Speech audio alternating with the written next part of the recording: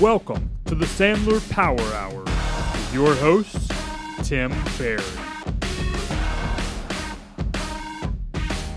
Hi, everybody. This is Tim Berry. Welcome to the Sandler Power Hour.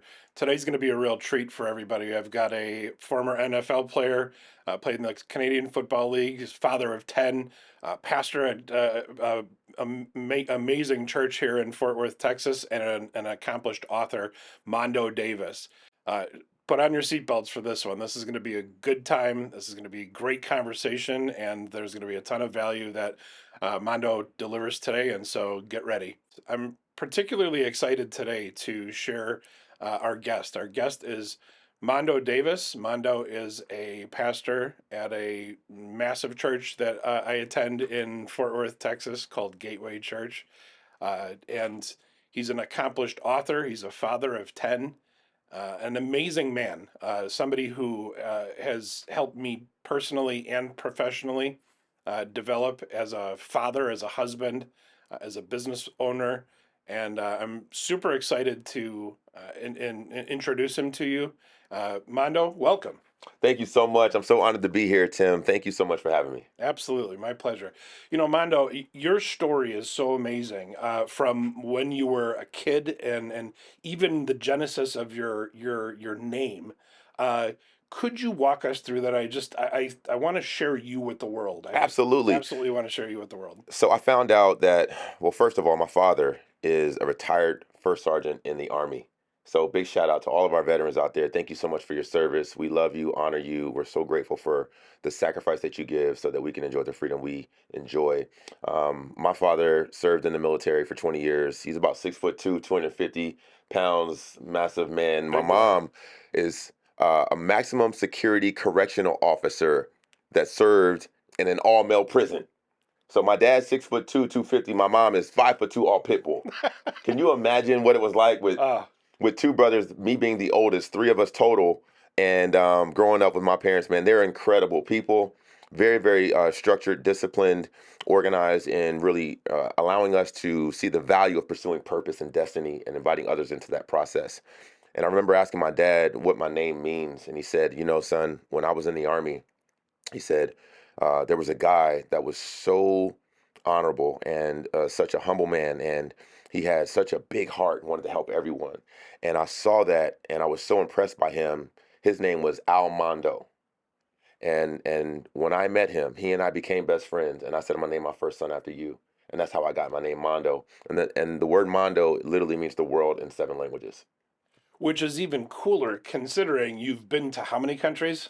40 countries. 40 countries. So you have been all over the world, Yes. And your name is Mondoe. Yes, absolutely. That's incredible. So what were some of those, how did you end up in 40 different countries?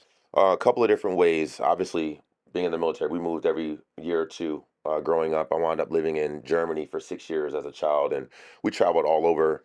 And then what happened was, and I can share this later in the story as well, but there was an entry point into ministry where an evangelist invited me into the process and saw something inside of me that I didn't see in myself. And when I was having a quarter-life crisis, I didn't know what I was going to do with my life. Football was over. I was just like, Lord, what am I going to do?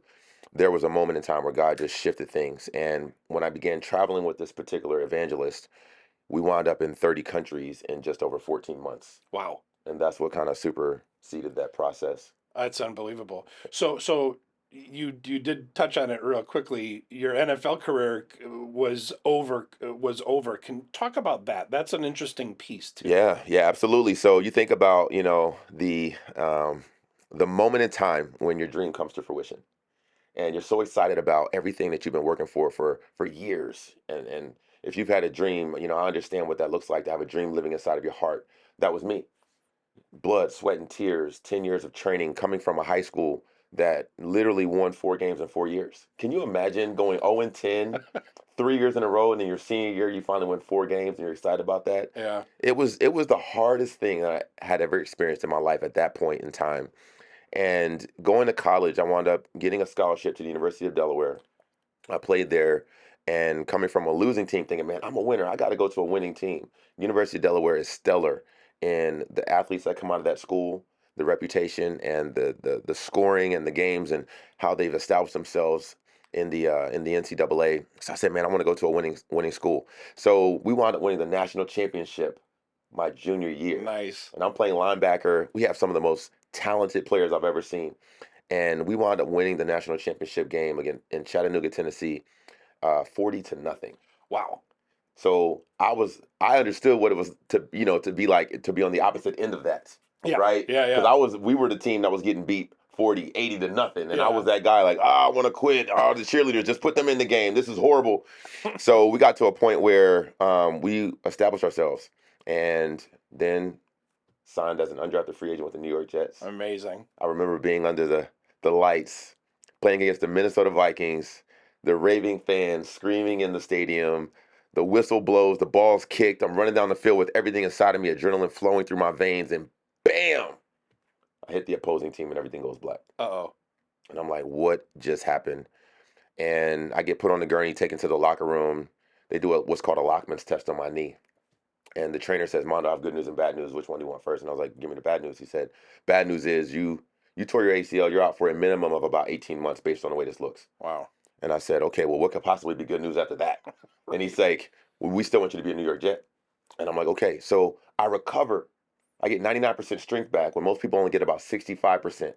After that, come back out on the field. I get moved to a new position, playing safety that I had never played a day in my life. Wow. And I'm competing against the top 1% in the world in this position. Yeah. And everything in terms of your reads and what you do as a linebacker is the opposite of what you do as a safety. Yeah. So as a linebacker, you always go forward first to play the run. As a safety, you always take a couple steps back first. So I had to relearn everything. It was like a baby having to learn how to walk again.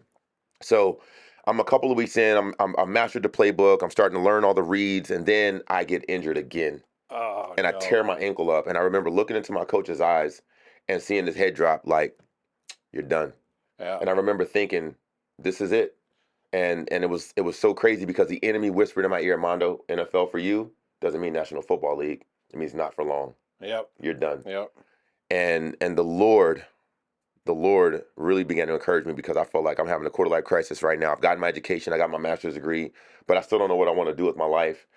And feeling like, man, I'm looking at my beautiful wife, my college sweetheart, and I'm looking at our brand new baby here that we just had after we miscarried our first child. I'm thinking to myself, what am I going to do? How am I going to provide for my family? Like, what is going to bring significance? And I just remember the Lord saying, no, NFL for me is newfound life. Nice. Now you're about to step into your true destiny. And I've got something bigger than what you've ever dreamed for you. And that's what began the journey to me stepping into this ministry season. Nice. So I went to a conference, and this guy plucked me out of a crowd of 5,000 people and said, I see a call of God on your life. You're supposed to be in ministry. And he hired me on the spot, didn't know who I was. And next thing you know, I was in 30 countries in 14 months. That's pretty amazing. It's how did that play into if you've got your high school sweetheart, now wife, and a brand new baby, first of 10? Yes. Amazing. I know. But how did did your wife and the baby come with you to 30 countries and? Great question. The answer is no. I was traveling about once a week for about 3 to 4 days a week. Okay. So I was home every week. On the weekends, primarily, I was traveling, but Monday, Tuesday, Wednesday, I was always home with my family. It was very hard. It was very hard, Tim, because my wife is pretty much operating like a single mom while I'm gone. She's holding down the fort. And then here I come in the house like, hey, babe, I'm home. Hey, Big Daddy's here. She's like, okay, we've been operating like this. Here's the baby. I need some time. And then, I got a rhythm. And now you come in and you show up and then you're like, so it was very challenging. Yeah. It was very challenging. But we made it through. I did that. There was a point in my career when I I spent about 42 weeks a year in Canada, Monday through Friday. I'd fly back home and I'd get home at 10 o'clock at night on Friday, and Sunday night I'm jetting back out. Wow. With 2 little kids. And that was prohibitively difficult. Yes. Very challenging. Such an unbelievable challenge on the marriage. Yes. It just, you've got to be able to communicate on a different level. And then I think the attitude of heart means a lot too, because what I would do is I would come home and then I would literally just take over for those 2 days, because there was 5 days of she was operating as a single mother essentially. And then I knew she was just fried by the time I got home. It was time to let her disconnect for as long as possible. Absolutely. But that was a brutal challenge to the marriage. It was It's not for the faint of heart. It's not at So all. good on you that you and Lisa were able to survive that period. Yeah. So what happened from there? So you've now you're going through all these countries. How did your career continue to evolve? Absolutely. So, housing market crash happens, 2008, 2009, Yeah. and transition. Pretty much everybody on that team was cut that was traveling with this evangelist. So, I had to say, okay, Lord, now what? And as we began to pray, we felt like the Lord was saying, Rhema. So all I kept getting was Rhema, Rhema, Rhema. And I was like, all right, Rhema, I know that's a word, word from God. And, I'm like, okay, but what does that mean? And then we find out there's a Rhema Bible College in Tulsa, Oklahoma. Nice. So we feel led to move to Tulsa. So we have now had our second child. My son, Mondo, is literally 1 month old. And we pack up everything and move to Tulsa, Oklahoma. And Just through faith. just exactly, Okay. just through faith, felt like we got a word, got a confirmation, talked to my pastor in Delaware about it. One of my mentors, spiritual father, still in my life to this day. And we made the leap of faith and made the move. My son's a month old. My daughter, Sanai, is 2 years old. And we enroll, I'm believing God for an acceptance letter, a place to live, and um, a an opportunity in regard to income, a Okay. job. So I said, Lord, if this is your will, I'm asking you for these three things to be done before the weekend is over. So I go down before we move, and I get there on a Thursday night, and I'm out hitting the pavement looking for job opportunities. I submitted my letter for the application, and I'm also believing God to open those doors. So by Sunday night, I hear back from a guy that was on vacation. I submitted an application for. I got an acceptance letter, and we found a place to live Ugh, in one weekend. wow. And that was miraculous in and of itself. So after that, we were like, okay, this is the confirmation. We moved to Oklahoma, spent 3 years there, get an incredible education, over 600 years of ministerial experience being poured in 2 years. Wow. And it was a life-changing experience at Rhema. And after that, I was like, okay, Lord, now what? And we had visited a friend here in Texas that moved here the same time we moved to Oklahoma. And we went to college together. We played football together. Nice. And when we visited them here in Texas, we stepped foot into Gateway, and we felt like the Lord said, welcome home. Nice. So after we graduated, we moved here to Texas, and we've been here now for 10 years. That's pretty amazing. And in that same period of time, I mean, how long have you and Lisa been married? You now have 10 kids. We've been together 20 years, married for 16 and a half. Whew. So what are the challenges? Let's pivot into this. Is what are the challenges of having a large family like that? What are some of the things that you've been able to use in your ministry world at home, and how do you quarterback and lead a family like that? Man, that's a great question, Tim. So I have to share this at the beginning because when people hear 10 kids, most people's chins hit the floor. They're like, what? When I share that, people are like, are you kidding me? What? Do you know what causes that? Do you have Netflix? Do you have a hobby? I'm like, yes, I have Netflix. We enjoy that more. That is our hobby. No. You guys don't talk a lot.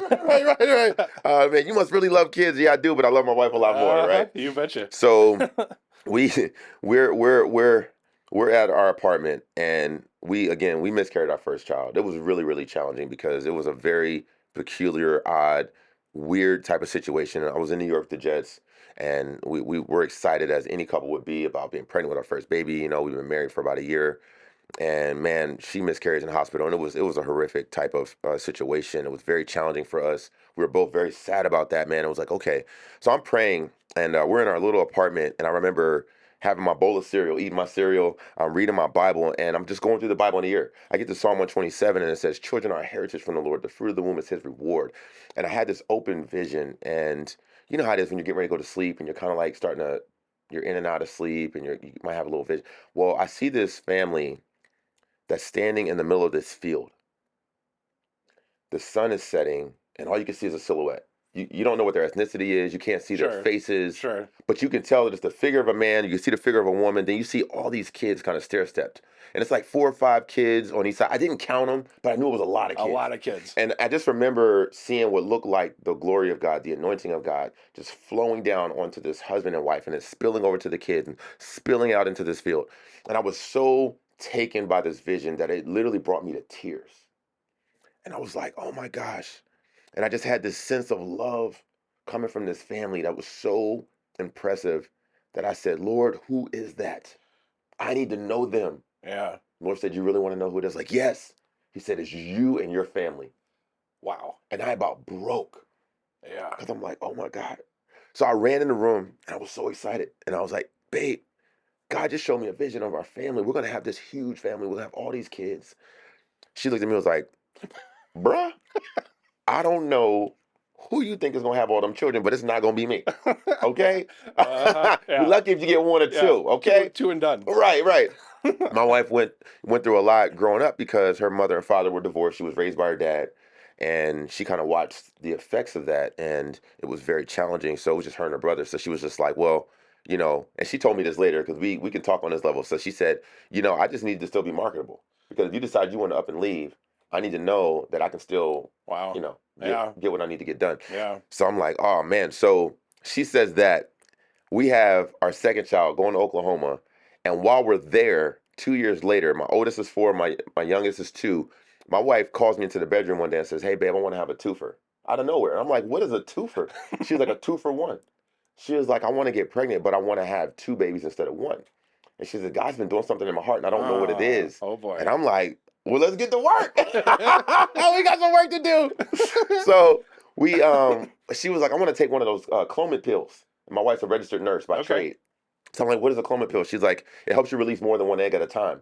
And I was like, babe, please don't do that. We're going to have our tuplets. We're going to have a whole litter of kids in here. Don't do that. It's going to be a TV show. Yeah. All right. So I was like, let's just trust God. If that's his will, let him get the glory. So she's like, okay, boom, pregnant. Twins. She comes to the church, running through the lobby one day for Bible study, holding an ultrasound and slams it on the table and says, look, babe, twins.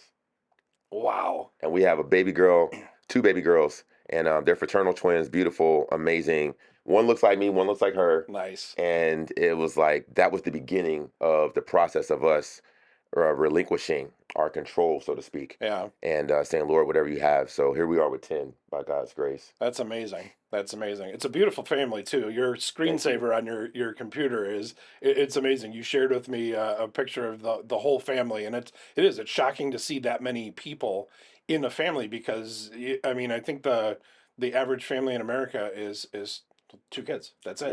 Yes. So that's not even really, if you look at population, that's not even replacements. You need 2.1 live births per death. You're definitely helping us skew it to the good on that side. Tip the scales. Absolutely.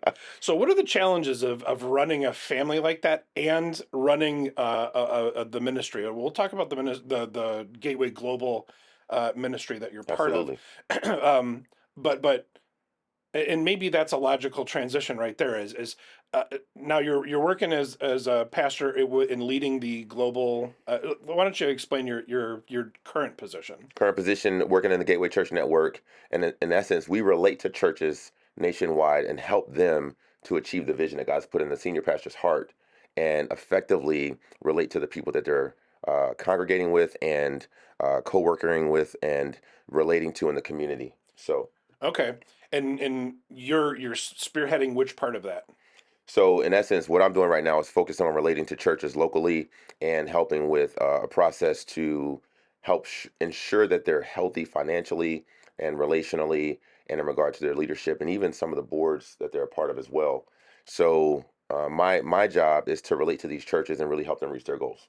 That's nice. What are some of the challenges you run into during the course of your workday?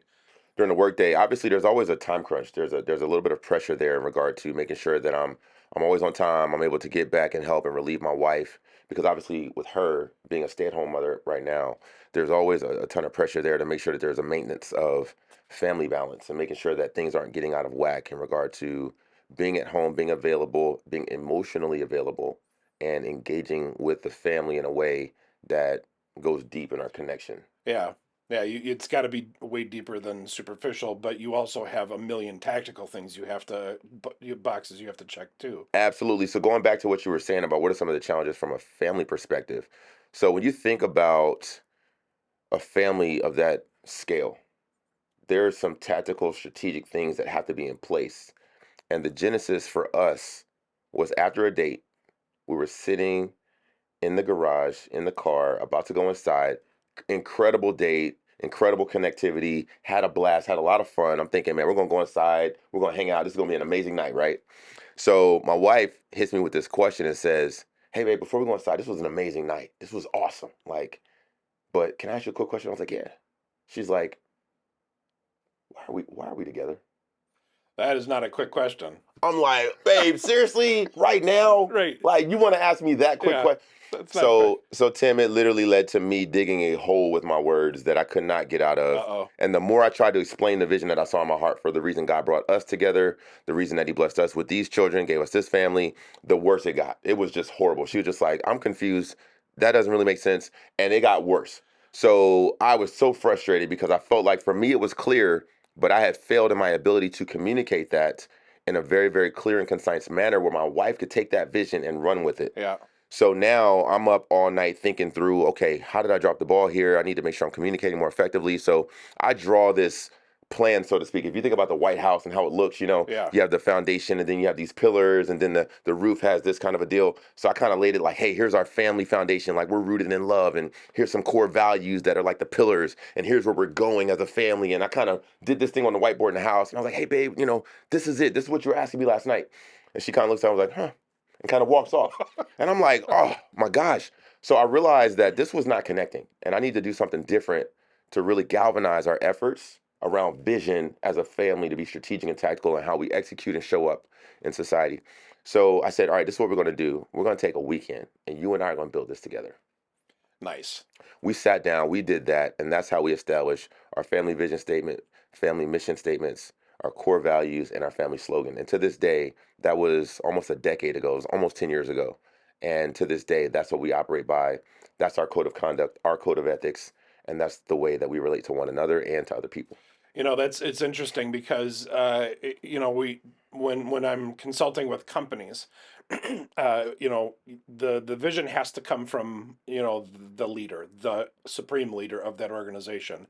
However, in order to make it spread, in order to build a culture in an organization, that supreme leader needs to be able to share that and attract and get the buy-in from their leaders, right? Absolutely. Their subordinates, because you can push culture down into an organization. If you don't push culture down, if there's not alignment, if there's not buy-in, culture is still going to happen within an organization, but it's going to happen organically from the ground up. That's right. And then you have no control of that at that point. And Mhm. so it's prohibitively difficult to shift culture when it happens from the ground up as opposed to the top down. So it's Absolutely. interesting that you applied that same Yeah. strategy with Lisa in getting her buy-in, and that's when it clicked, because then you've got alignment. And of course, it probably, I would imagine it entwined you both and brought you even closer, It did. because you both, she had a voice in it as well. Absolutely. And our family vision statement is to glorify God with an inspiring and purpose-filled life. So everything about our life, we want it to be glorifying God. And that's what we focus on. That's amazing. Yeah. What's the so when what are the metrics in your professional world? Like, what's your vision for your professional role? It's the same thing. It's to Same glorify thing? God. Yes, absolutely. So again, that overall vision is all encompassing for Nice. every aspect of our lives. From a Nice. professional perspective, a personal perspective, a relational perspective, a communal perspective, a pastoral perspective. So every aspect of our lives, we want to really come under the umbrella of that, because we are showing up in those different atmospheres and we represent that as a family. That's what the Davis name carries. Yeah, that's amazing. Where did that come from? Did your dad and your mom demonstrate that for you, or was this just strictly you being faithful and it you just evolving into the man that you've become? So this really came from me feeling as if I was not doing a really good job at all, which I don't feel like I was, in regard to leading my family, as you were just articulating so well, in a way that would really permeate through the entire family. And the kids would catch a hold of this because a lot of things are more so caught than taught. Yep. And I said, man, I can talk about this, but I'm going to dig a hole just like I did with my wife. We have to do this in a way where our kids can catch this, and it's a part of our culture as a family.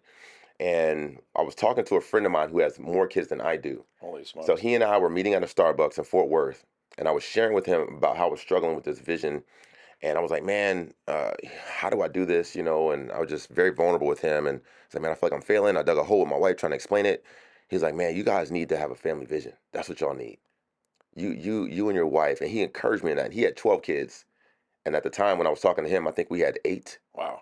So I'm looking at this guy like, teach me your ways, sensei, like, oh my gosh. Right. So he's like, man, you can do this. You've already got it, but you and your wife got to come together and you got to create that vision together.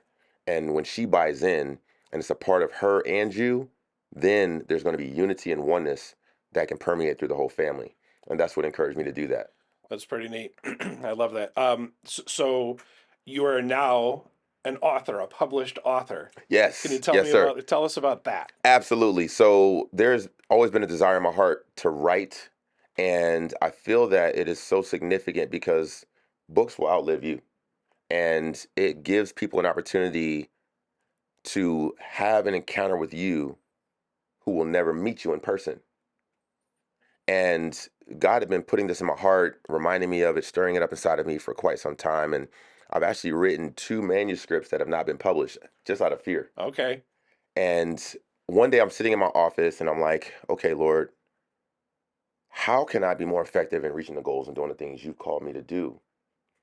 And this vision comes to me and I see a person wearing a visor and the sun is kind of like, the sun beams in your eyes. You're like, I can't see. You're like, out of light. Of course. And then they turn the visor just to the place where it was blocking the sun, but you could see the pupils dilate and pixelate.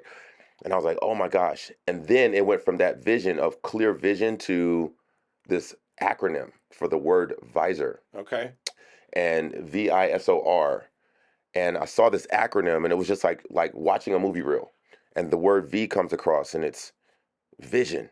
And I'm like, wow, okay. So I see that image again of the person with the hat and looking, having clear vision. But I'm imagining standing on a mountaintop, looking across a ravine, seeing another mountaintop, saying, that's where we're going. This is the vision. That word vision literally is the word kazon. And in Hebrew, that word means to see the end from the beginning. Wow. And I'm like, wow. So I'm looking at this thing and I'm seeing, then the I pops up and it's ideation.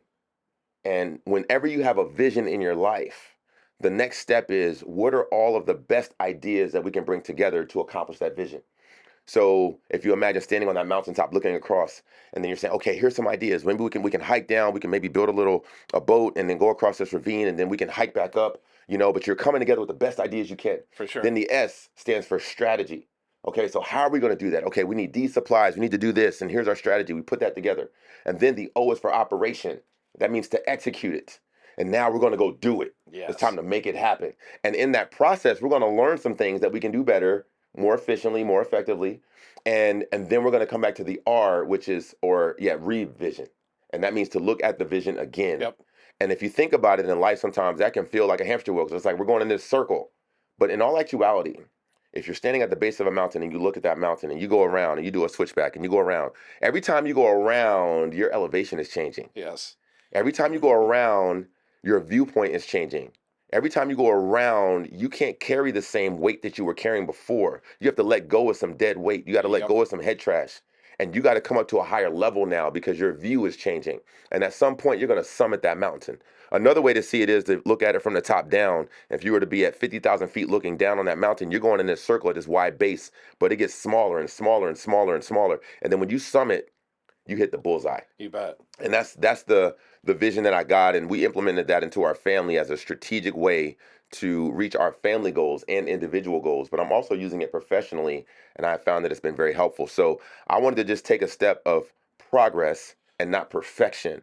So I literally took 48 hours to write out what I just explained to you and publish it on Amazon and say, hey, maybe this can help some other people like it's helping me right now. Nice. And instead of it being perfect and being this 30,000 or 50,000 word book, I was just like, let me just take this step of faith. And I felt like I was supposed to just put it out there. So it's a step of progress, not perfection. And hopefully it can help some people while I'm on my journey. I love as well. that. We talk about SMART goals and stuff like that, but there are some fundamental holes in the idea of SMART goals. Can you talk about that in comparison to Visor? Absolutely. So I think SMART goals are brilliant. I think it's excellent. I've been utilizing that system and that process for quite some time. Ever since I learned about it, the challenge that I ran into was that when you have 10 children, when you have a lot of different responsibilities and you're trying to set goals for all those. I was like, man, I want to have 100,000 books and papers around here with every single SMART goal for every child and their spiritual goals, their relational goals, their professional goals. I'm like, oh my God, like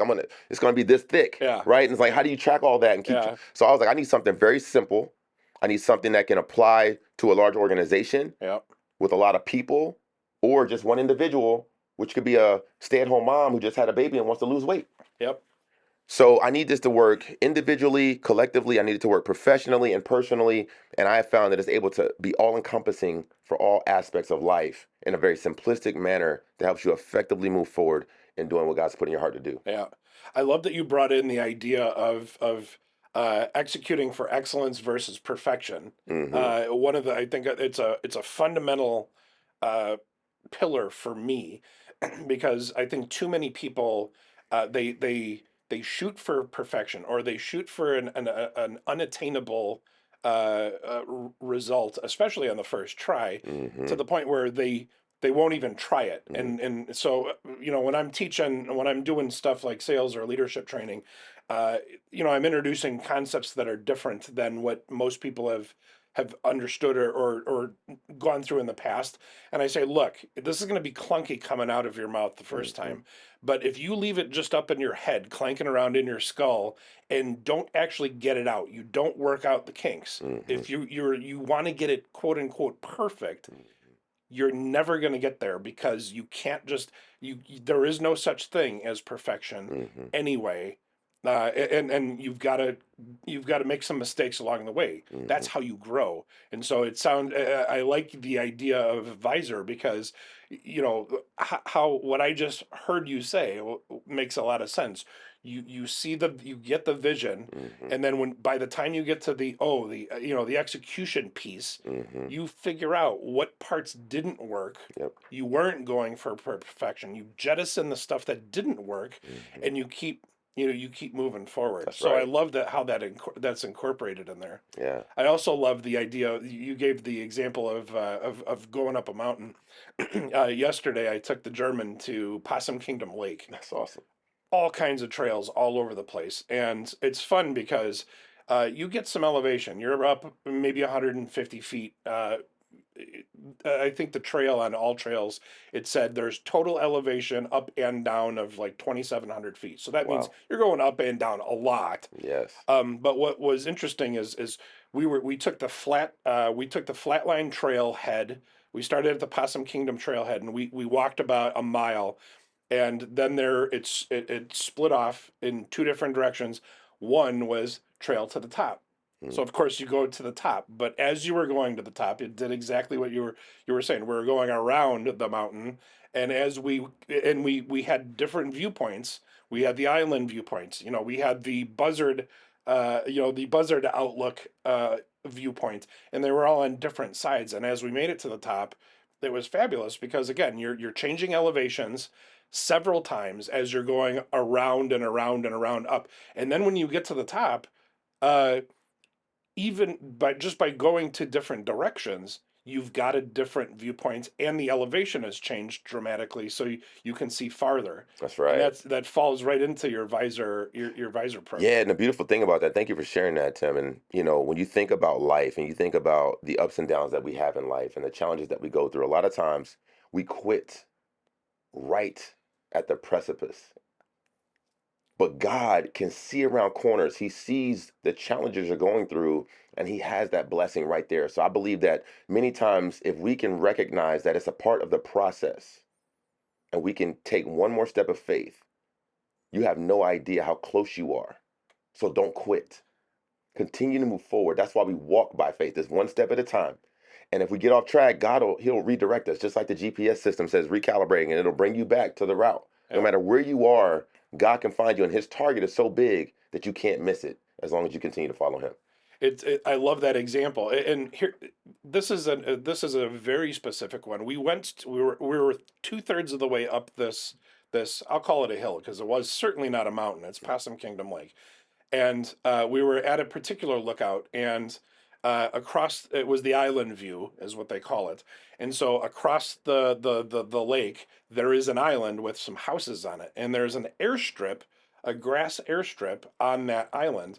And the German was saying, Angela was saying, "Oh, you see that airplane over there?" And I'm like, "Nope, can't see it." And she's like, "No, it's right there." I'm like, Mm. "I can't see it." She's like, "Well, do you see the house?" I'm like, "Yes." She goes, "Look, you know, 5 degrees, to the right of that." And I'm like, "Okay, I can see it now, but I couldn't tell what kind of airplane it was." Mm. So we kept going about another 40 minutes, and we finally made it to the top. But it was interesting because we went away from. We originally, the trail took us around the other side of the hill, and by the time we came out, we were right at where the airstrip was, Mm. because we had made our way all the way around the mountain. Yes. And now I could see the airplane Come clearly. on. I'm like, "Oh, it's a Cessna 172." I'm Look at like, that. "Okay, there you go." See? And that's exactly, that's exactly what you were saying, was God will give you if you take that leap of faith, you'll get a Yes. different vision, That's or, right. or you'll be able to see it differently because God's already got it figured out. That's so good, Tim. And when you think about our pain, the pain that we go through in life as in the human experience, a lot of times we are so caught up in the pain we can't see outside of that. Yeah, But when you get on the other side of your pain, most times what you'll find is your platform. yeah, And when we embrace the process, because that's the hard part, yeah, there's power in the process. And if we're faithful enough to go through that, that's where we get to the other side. And Joseph is the prime example of that. Look at the pain he had to go through, right? getting sold into slavery by his brothers. Yes. I mean, he went through the visor cycle, if you think about it, Yeah, he right? sure did. So he gets this vision from God at the age of 17 years old. He's so excited about it. He shares it with the people that he loves the most. He maybe, I don't know, the Bible doesn't say he was cocky, but it comes across that way A when little you bit. read it a little bit, right? You can make that, that guess and that have that intuition. But at the end of the day, he gets betrayed by the people that he loves the most.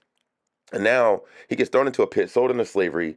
He's still doing an excellent job operating with the gift that God gave him, but then he gets falsely accused for something he didn't do. And now he's thrown in prison, serves in prison for 2 years for something he didn't do.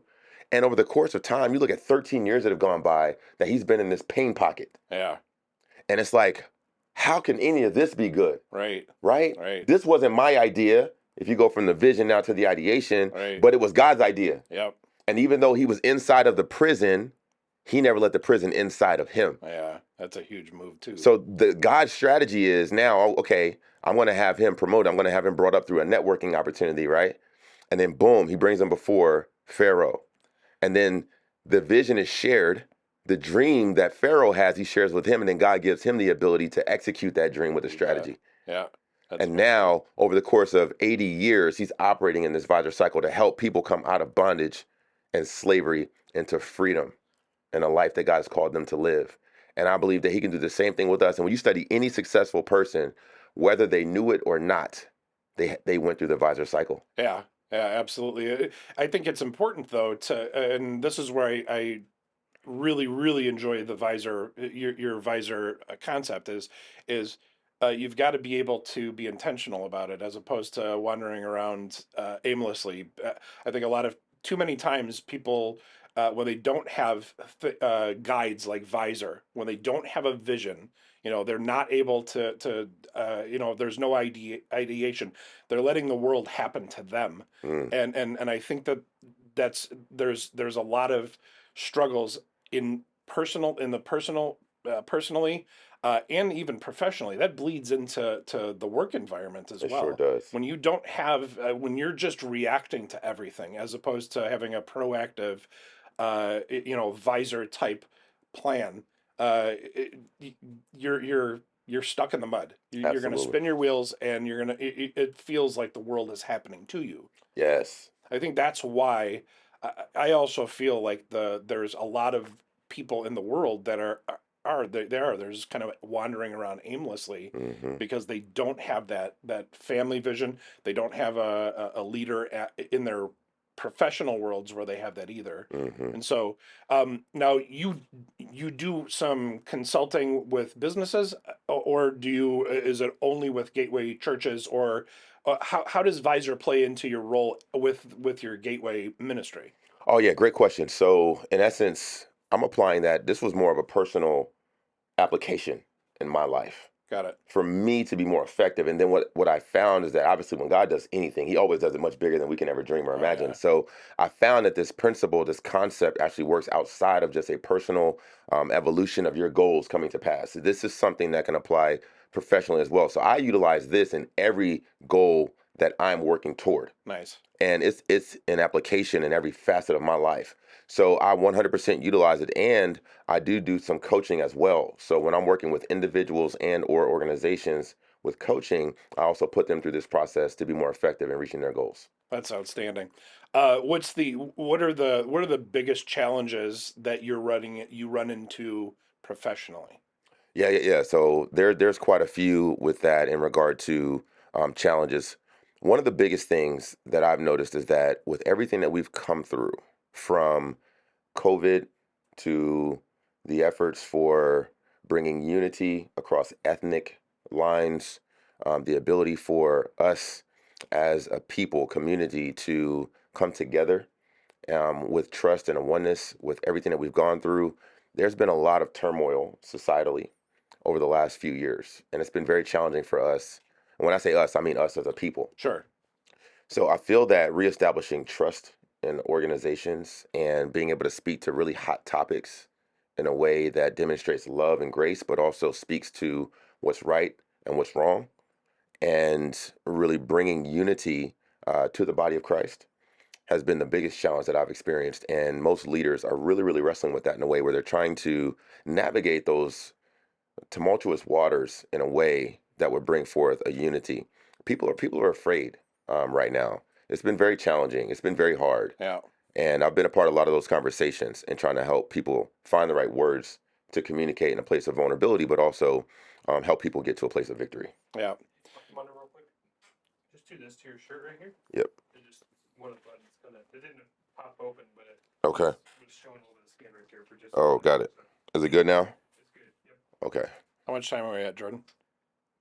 42 minutes. Oh, this is going by nice and fast. That's good. This is going by really fast. All right, we ready to go again? Okay. Real quick, before you jump in, Yeah, go ahead. earlier I said a word, I think I said co-working, and I don't think that's the correct pronunciation of that. I don't know if that's something you'll be able to edit, Jordan. Yeah, is that correct? Yeah. Did I say that? Did you guys hear that? I Did you didn't catch that? No, I didn't hear that word come out. That is. Always heard it. Okay. I think I may have said co-worker-ing. But when you go through and edit, I'm just putting it on your radar. So Okay. I think that I may have tripped that up. Okay. Just as a I'll be aware of it. okay, heads up. Yep. Cool. All right, where do we go? You're good to go whenever. So he had finished his thought. So I guess. Okay. All right, so Mondo, build a picture for where you're going now. Yeah. With your visor stuff, I have Yeah. imagine you've got goals for 1 year, 3 year, 5 year, 10 years from now. Yeah. What next in your world? Absolutely. So obviously God has called me to be a pastor. So that's something I will do until the Lord brings me home with him, and whatever capacity or facet that the Lord sees fit. On the other side of things, there's also this dual call that I feel in my life to really serve and help people in a way that they're able to get one-on-one coaching, group coaching, and to help leaders specifically to be more effective in their leadership, both personally and professionally.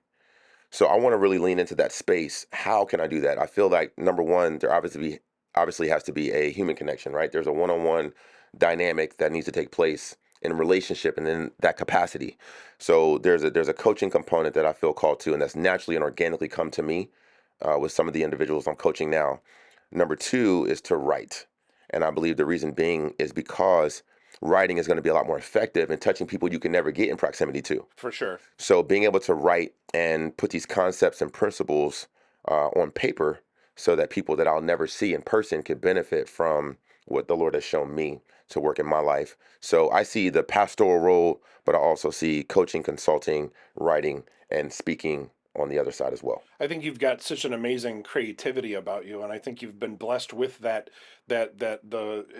fabulous vision, and I think that's right up your alley for sure. I appreciate it. In terms of books, you said you had a couple manuscripts that you haven't published or put forth yet at this Yes. point.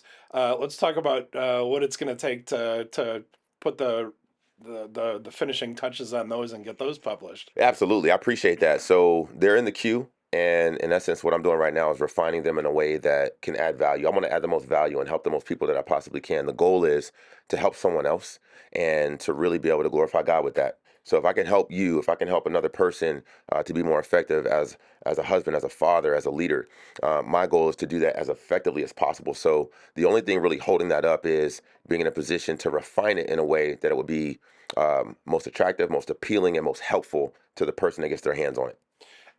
Are the manuscripts the existing manuscripts are they more towards the personal or the professional, or can they be applied to both?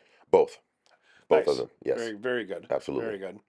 So what happens here? I'm going to ask the inevitable question. Any more kids? I will say this: this last year has been one of the hardest years of my life, and I'll get to your question, but I got to give you this backdrop first. So, at the beginning of this year, we moved into a home. We did the RVing full time for 2 years. With 10 of you. With 12 of us. 12 of us total. So that was an incredible experience. We felt like the season was coming to an end. So we transitioned out of that season. God blessed us with a beautiful home. And as soon as we moved in, we had been taking care of my wife's grandmother. She had 3 strokes. She almost died. Ugh. She said, I want to come live with you guys. We had her with us for 6 years, did the RV season. She went to go stay with another family member. As soon as we moved into the house, she's like, hey, I want to come back. So she comes back right after Christmas. It was December 27th of 2021. Wow. And she's had 3 strokes. She's in a walker. So beautiful, incredible human being. We love her to pieces. But again, that's another, right? 10 kids, Yeah. grandmom. So there's not a caretaker in the home. We're the caretakers. Yeah. So then fast forward, and at the beginning of the year, right after New Year's, we get a phone call from family saying, hey, Lisa, my wife, you need to go see your mom. We just got a report that she's going to be dying in 2 weeks. Oh, boy. From stage 4 non-small cell lung cancer. I'm so sorry. That's And it was like, whoa, what is going on? And she hadn't really communicated about how bad it was. So this was a surprise to the family. So at that point, I asked my wife, we're sitting on the porch and we were processing through this. And we just kind of felt like our world's getting blown up here. Like, what's going on? So I said, babe, if your mom were to pass next week, would you regret not being there? She said, absolutely. I said, okay, we know what we need to do. So we packed up all the kids in our 15-passenger van that most people think is an airport shuttle or a Lyft or an Uber. And I'm like, this is my family vehicle. Can you please back away and take your luggage with you, okay? You can't get in my car. There's no stopping, Marriott. Yeah, exactly. We're not stopping. So we pack up and we drive all the way to Delaware, 23 hours. Wow. And it's been a week since we've gotten the news, so there's potentially 1 week left, if that. And we spend time with her, and we're pouring into her and praying, and the whole family's coming together. And at the end of our trip, she's like, I don't want you guys to go. And we're like, well, we got to go back. I got to go back to work. We love you. She's like, can I come with you guys? And we're like, absolutely. So we're trying to help her heal. And we found out about a program, but they had to go to Mexico for 4 weeks for that. So my wife is with her mother in Mexico. I'm at home with all of our kids and grandma holding the fort down for a month while my wife is gone trying to help her mom. Wow. And then they come back to the house. And now my wife, her mother, her grandmother are all in the house together. We got 4 generations of women in the same household. Praise God for that. But she's on stage 4 cancer, hospice, and it's all hands on deck. Boy. So 3 months of that, she lives not 2 weeks, but 3 months. And I'm holding her face as she takes her last breath in my arms in our house. And it was one of the most challenging things that we've ever walked through. And you're believing God for something, you're believing God for healing, and it doesn't happen. It's like, how do you reconcile that in your heart, So to get back to your question about are there any more, after that, and then going through some other challenges that we experienced this year, it was just like, man, this has been a hard year. And right now, I would be okay if we didn't have one at this point. Right. We haven't done anything permanent. But I'm like, Lord, I would like to catch my breath. Yeah. So. Yeah, there's a lot to be. Well, and you've also expanded and have another family that you've got in your house as well. So you've got like almost 20 people in your house now. No, it is. It's exactly 20. Yeah. Oh. So we have another family living with us, and the wife is going through some challenges with her walking. She's young. She's in her 30s, but had an injury to her tailbone that twisted her hips up where she can't walk without a walker right now. So we were like, man, you guys absolutely. So they came to stay with us. They have 5 kids, Wow. beautiful family. We love them. We're kindred spirits, and it's just been hard because the husband's having to hold the fort down.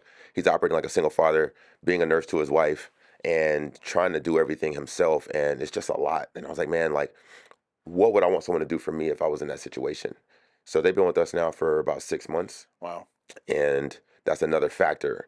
So to try to add a child into that, and by the way, I didn't say this earlier, but when my not I mother-in-law, love that. I like that. came to stay with us, my wife was 8 months pregnant at the time. Oof. So we got a pregnant wife about to give birth to a baby, and then caring for the mom. So there was just so many pieces that hit all at once. Yeah. And I feel like in life, a lot of times, that's where the enemy wants to try to just squash us. He wants to just sabotage everything in a way that would discourage us to continue to move forward. But we felt like the Lord was just saying, just take it one day at a time. Trust me. This is the church. Yeah. This Lived out loud. this is the church right here, Yeah. where no one sees it, nobody knows, and you're walking in love and you're being there for your brother. That's the church. So if nothing else, I feel like God said, this is exactly what you're supposed to be doing. It's pretty unbelievable. It's you and I met. You were campus pastor at Gateway, Hmm. and I was having an immense trouble with my then 14-year-old son, Yeah. and I came to you because I'm like, I need your help. I felt instantly called to talk to you and you only, and it was you give off a love and a wisdom vibe that even a knuckle dragon caveman like me can notice. And so I've always felt connected to you because you were instrumental in helping me navigate and helping my family navigate through that incredibly difficult period of time.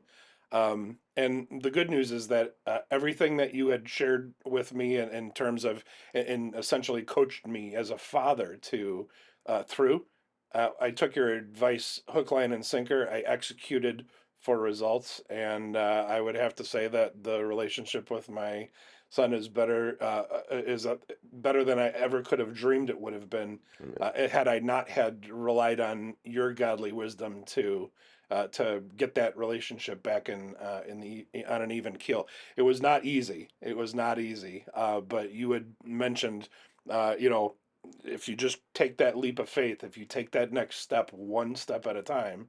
And so for that, I'll always have a debt of gratitude and love for you. So I I really appreciate that. appreciate that. Any Thank you. last I want to want to make it open for the audience to be able to reach you and be inspired by you. So tell us, where do we find your Jordan? Do you have the book pulled up on Amazon? We'll pull it up in post. Okay. Yeah, I can do it in a better way if I do it now. Okay. All right. Fair. Any last pieces of wisdom and advice for the audience that you want to share? Absolutely. Thank you so much, Tim. First of all, I just want to say thank you to you for the man that you are. You're an incredible human being. You're an incredible leader.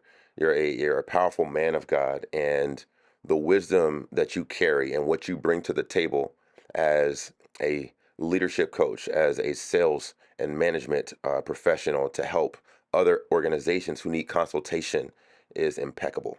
And I just want to let you know that I deeply appreciate what you bring not only to the body of Christ, but to the marketplace. And the things that I've learned from you have helped me as a pastor. They've helped me as a man of God, as a husband, as a father, in regard to some of the things that you teach and the principles you teach. So I just want to let you know, if there's anyone out there that is struggling right now in your profession and you're looking to go to the next level, you may not even be struggling. You may be killing it right now, but you want to take your game to the next level in regard to leadership, in regard to overseeing a sales team, in regard to being more adept to adapting to what's happening in society, to be more effective in your business.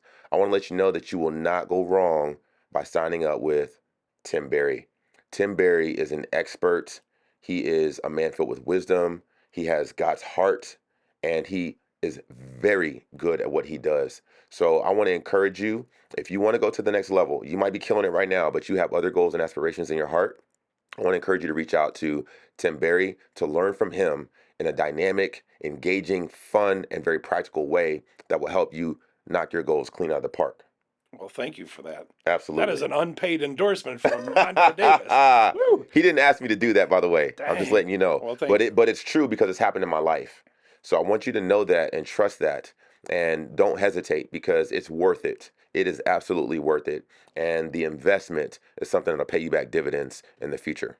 Thank you so much. Thank you so much. Absolutely. How do you have a website? Do you have share the website with us so we can figure out how to get a hold of the best way right now is just go on Instagram, Davis Mondoe at Instagram. That's where I'm at. You can get me at Davis Mondoe, Mondoe, and that's a great way for us to connect. Perfect. Absolutely. Perfect.